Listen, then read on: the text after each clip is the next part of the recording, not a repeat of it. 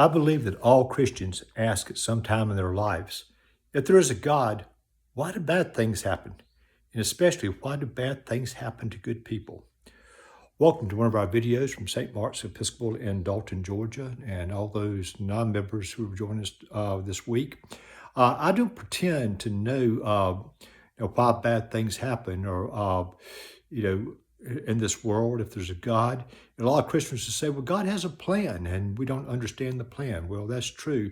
You may disagree with me, but I don't necessarily believe that God intentionally does bad things, causes bad things or all bad things at least to happen, especially happen to good people. I don't know, nor I believe that we're necessarily intended to know in this lifetime or to understand the ways of God in this life. Or I certainly do not have all the answers. On November 1st, recently, we celebrated All Saints' Day, commemorating all the people, saints, as Episcopal Church says, known and unknown. That's a very special day in the Christian calendar.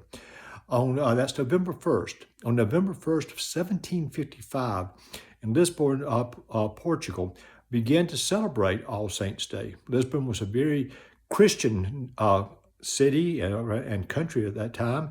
It was a Catholic city. It was a center of international trade, and because of that, it was very prosperous and very well respected and very well known. It had a lot of centers of education and arts and all that. It was at peace with all others. Suddenly, on November 1st, 1755, an earthquake, a large earthquake, hit Lisbon a little bit after 8 o'clock. This is a significant time because nearly all the residents of Lisbon, being Christians, were at church worshiping and commemorating All Saints' Day. So while they were at church, this quake hit, destroying the buildings. It was followed a few minutes later by a tsunami. Literally tens of thousands, probably we'll never know how many people were killed. Tens of thousands were killed. The entire city was pretty much destroyed. It was perhaps the most devastating, sudden natural disaster in European history. Now, naturally, after this happened, there was, how could this bad thing happen to good Christian people while they were worshiping God? Well, the following decades, there were many debates, as to be expected, about why this happened. But also, in the aftermath of this, some strange things happened that were somewhat unique in history. Instead of judging the victims and thinking, well, somehow they deserve these bad things to happen, they apparently had done something to make God angry at them, many Christians around Europe responded pastorally.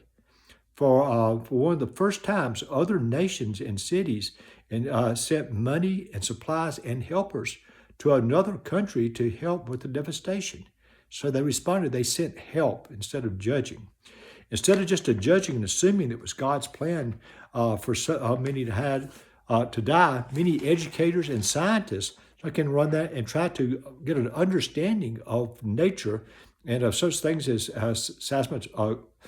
seismographs and all that to understand why earthquakes hit and what can be done to relieve some of the pains and to build buildings accordingly and all this.